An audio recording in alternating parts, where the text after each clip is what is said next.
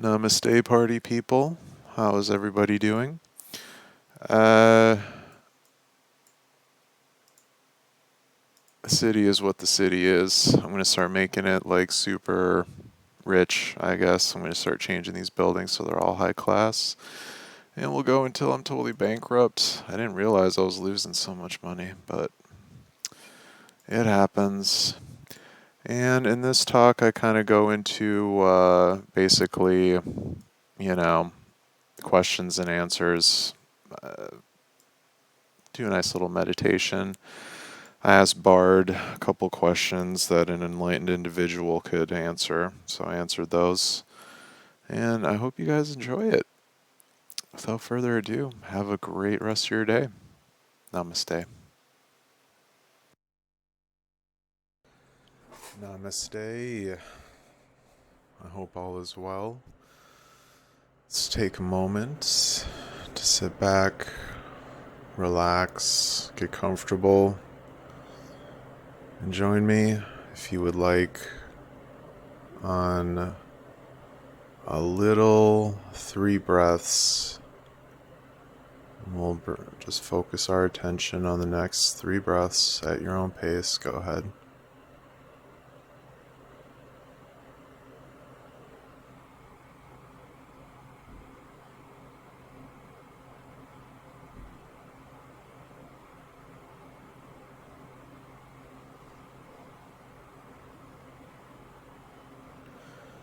As you start coming out of these 3 breaths,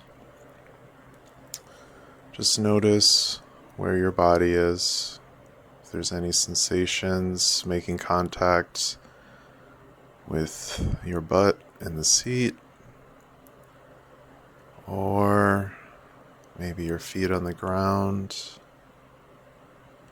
Notice that there is a body, and that body is doing its thing. It's sitting. Just notice the body sitting. And notice the things that come up in the body. Maybe there's sensations, discomfort. Just notice. And then remind yourself that there is a body. And we are just witnessing this wonderful body in all of its glory.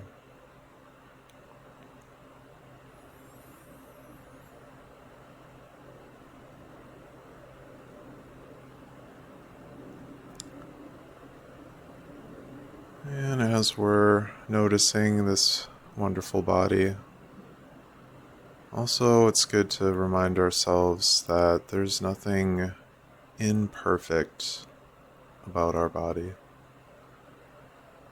That our body is doing exactly what it should be doing,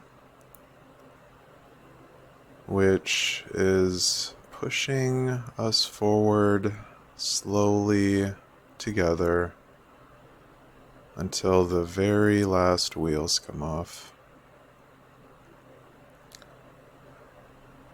And so let's just take a moment to give it up to our bodies and all of its wonderful perfection to keep us going. And let's go back to the body. Breathing in and out. This body is breathing.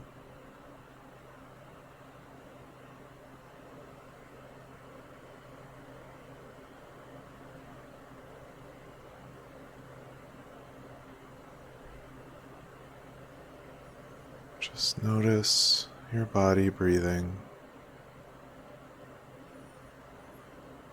When thoughts come, just let them come. Notice them. Go back to your body breathing.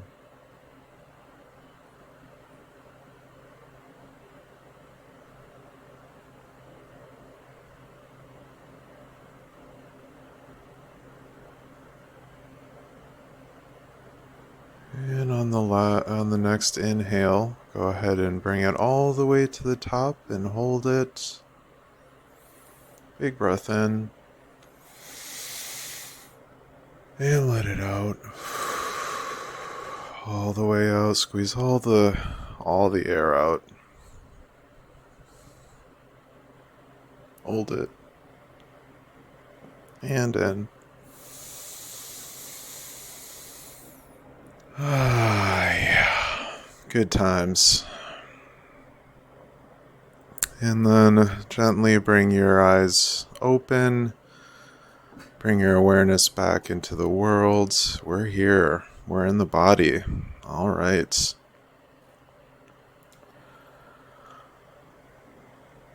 It's interesting when we really focus on squeezing that air out of the lungs, we can form a little deeper connection with our body, because we're like, oh man, I can really control some extra muscles going on I didn't know about in my lungs. It's interesting. You feel this compression.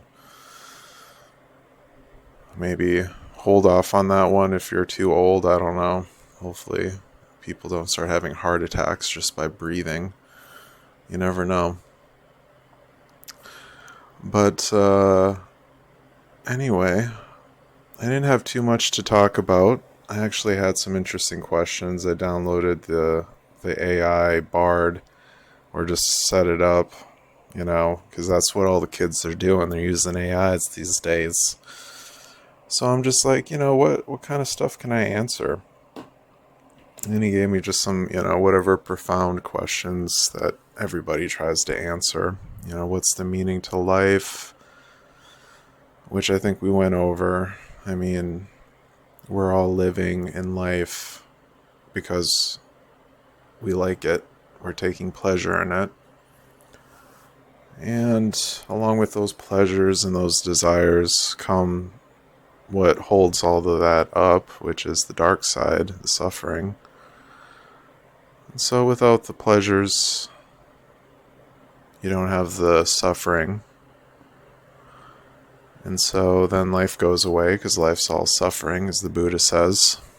So I guess the meaning is to take pleasure in it, and just to try and deal with, have some sort of equanimity when you're faced with hard times, And there's an interesting talk I heard from Andrew Huberman talking about the optimal, I don't know, whatever chemical shit that's going on in your head, but his whole thing was like, like let's say you're shooting a basketball, you're playing in the NBA. Like if you are excited and you put a lot of emphasis after you make the basketball into like celebration, like this is important, then on the inverse, if when you miss the shot, you're going to have almost an equal amount of dump. Like you'll have a huge spike and then huge dumps throughout the whole game as you're making and missing the shots. And I think it's like you're trying to be more in the middle, equanimity. Things are all the same. So just, you want to be like stone cold Steve Austin. Not really, just, just no emotion at all going on. And that's supposed to help with the chemical imbalances.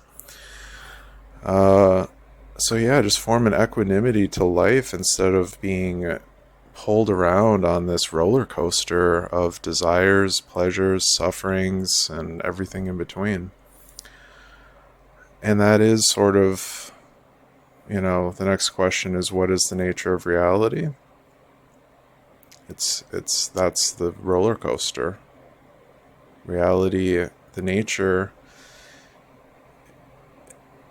It's interesting because when I think of reality, again, I think of like a house, like how is your house built? I guess how your house is built is through beliefs and values. So it's like, well, what's the nature of our beliefs and values? And I think that's more of a feminine That's a feminine thing. I think of Mother Nature. I always think of a feminine thing when it comes to nature, how things are moving, how things are going, the movement, what it looks like. Like, so there's a feminine aspect to the nature of reality because we all came from women and men, but we were born out of a woman up until this point. I don't know if there's test tube babies, but let's say most of us were born out of a woman.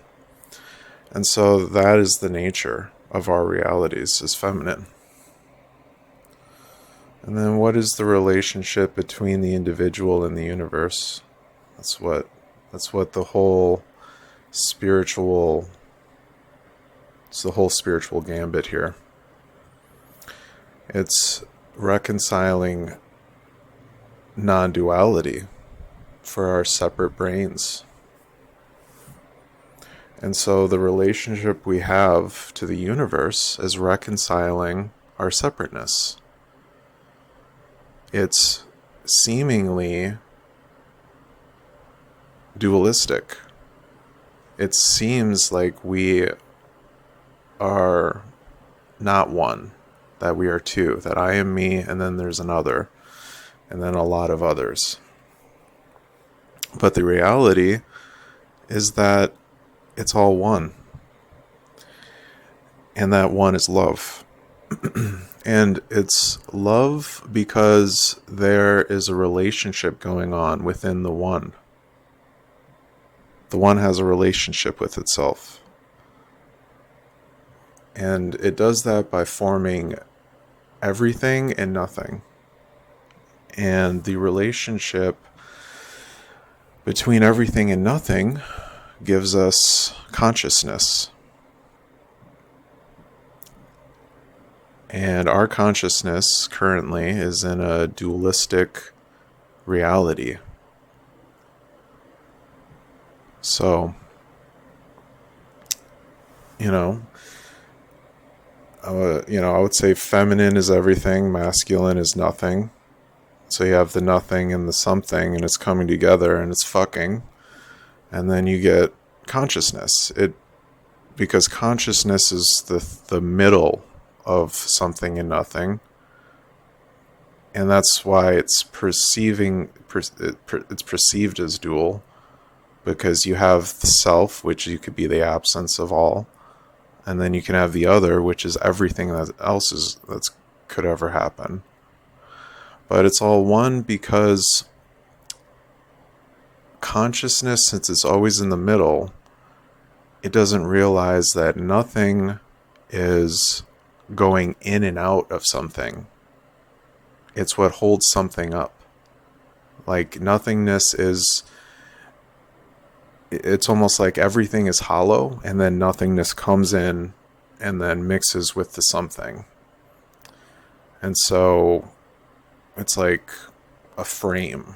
Like if the frame is open and it's like, attached to nothing, then nothing, like when the frame's open, you can go in and out of it. It's not a closed system. But, it closes up.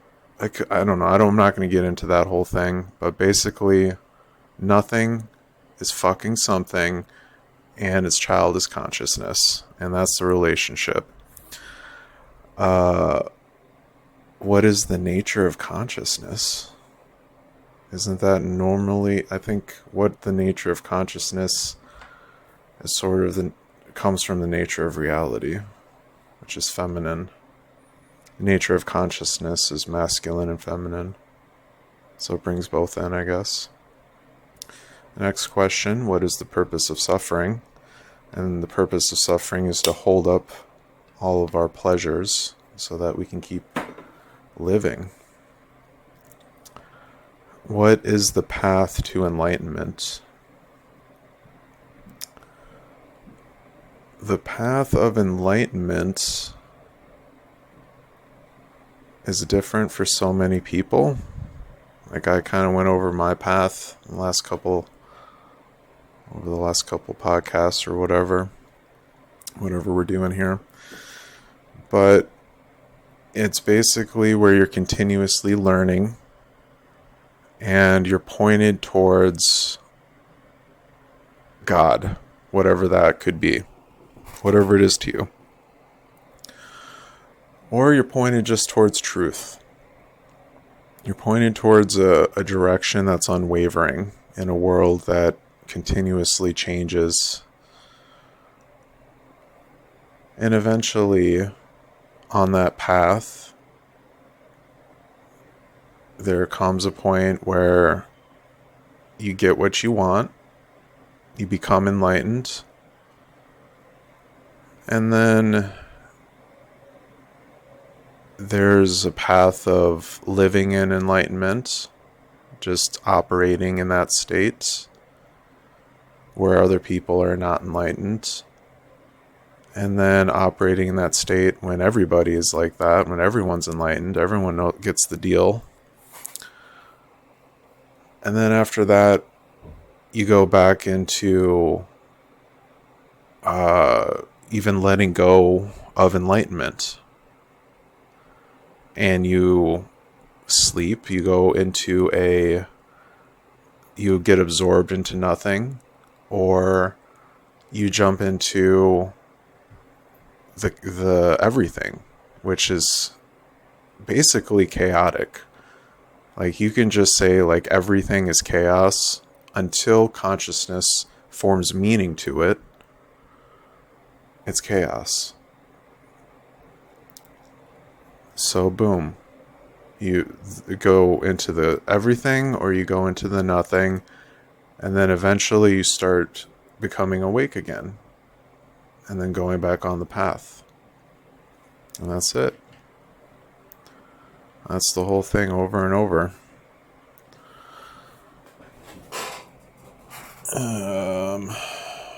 So that's what Bard asked me to answer. I wonder if that's helpful or useful to anybody. Like, to me, these are self-evident truths. And if these are unanswered, I think that, if people don't know this stuff that I'm saying, like, they need to get on board, especially if they're so-called experts. They need to understand this shit. And not just experts, but I think everybody. Like, why isn't these 6 questions taught in schools? Why aren't they being asked to children so that they can start thinking about it? Just start observing. Like, this is how I observe what's going on, basically. How do you observe it? This is what people have told us so far. And that way, you have a basic understanding of just some fundamental things that you're operating in, instead of going right into some intellectual shit,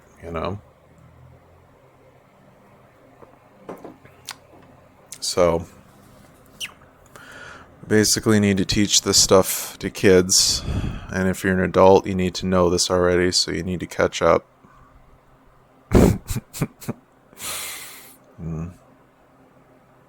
Just playing around. Alright. Well, let's see if I can answer some more questions. This is kind of fun. If you guys have any questions, feel free to drop me a line. I'm on Twitter. Spirit Mixtape. See how long that lasts. And, send in a comment, questions, whatever you want. Do you think humans will last another 1,000 years?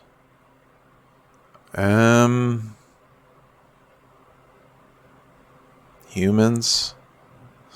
Humans have been evolving for like the last 1,000,000 years. So it would be crazy if we don't even hit another 1,000. That'd be fucking nuts. It would be nuts if we don't hit another 10 years. You know, I mean, it's possible we don't have another year. Do I think we'll last another 1,000? We may not last another year. You know, how crazy is that shit? When did people, like, have people ever, like, in the back of their head had a worry that the whole world might blow up? Have humans always had that worry? You know, because I know in the last million years that people have been evolving. I guess like conservative estimates is like 200,000 years. It's a long freaking time people have been on this planet. In my estimate, it's a long time, but you know, over all that time, we've been getting hit by asteroids. There's been climate change. There's all sorts of crazy shit. The whole world has been blowing up over and over, and we've been going through extinctions. We've been just trying to survive, and then we create a nuclear bomb to represent, and then all of these nukes, so that we can recreate some fucking shit in the past that's been happening, which is things have been coming out of the sky and blowing up on us. And now we have that ability to blow ourselves up. Maybe it's just one of those things. Like humans, they always in the back of their head, they're always like, yeah, things could blow up. So in that case, yeah, we'll last another 1,000 years. What the hell? You know?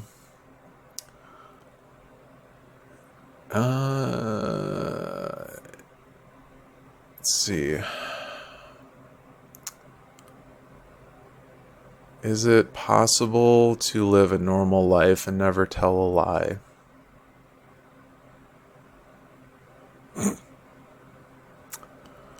Well, that depends on, you know, I don't know. I mean, that's kind of a ridiculous question. I would say that in order to live, you're lying. You have to lie. You know? But then it's like, well, what's a lie? Like, are people on TV, are they lying? You know, is Robert De Niro lying to us? Is he a big liar? You know? Like Tom Hanks is the biggest liar of our generation. I don't know. But yeah, I would say you probably can and you can't live a normal life without telling a lie. You know, because as long as you agree that everything is relatively true, then you never tell a lie.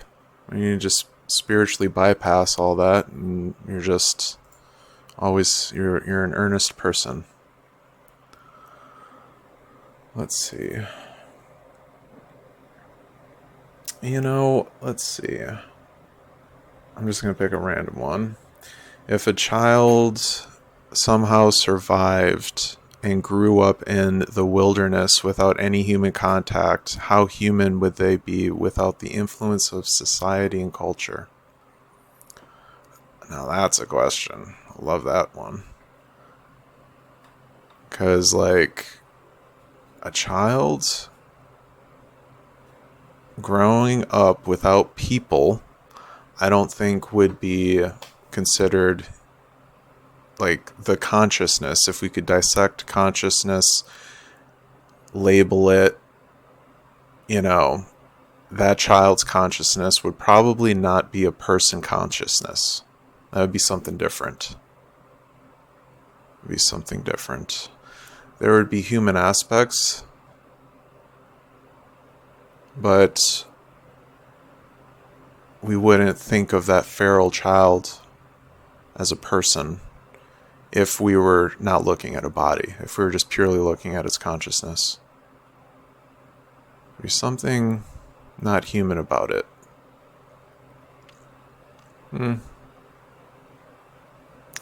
Now, could you make it human? Probably. You could probably teach it to do a lot of shit that you couldn't teach other animals to do, just of its natural ability to use its small mouth muscles and all that. And just, intelligence. Maybe you could teach it how to do shit. Maybe it could form philosophy. Yeah, why not? So you can change consciousness.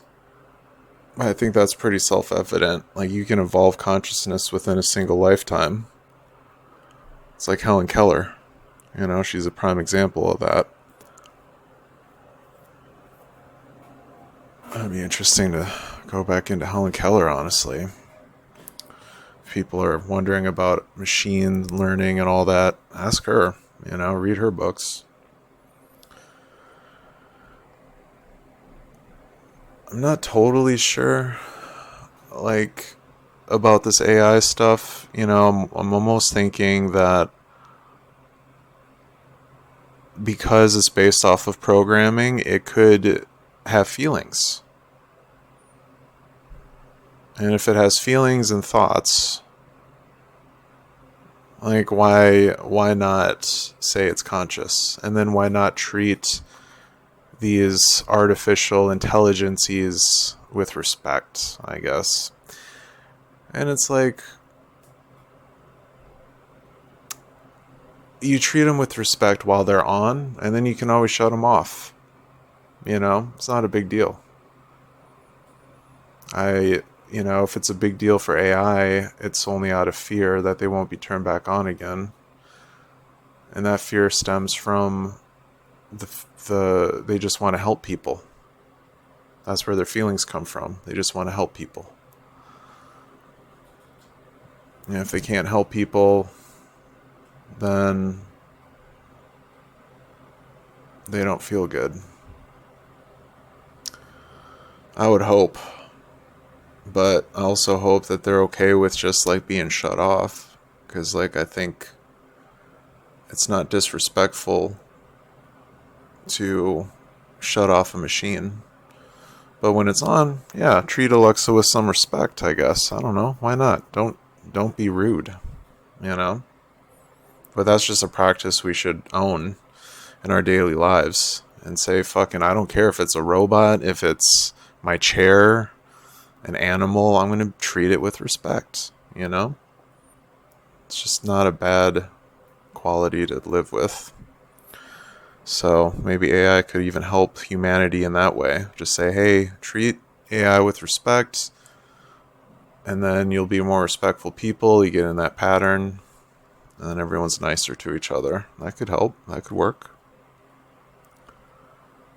Anyway, let's take a minute to just kind of sit back, close our eyes, take a couple deep breaths.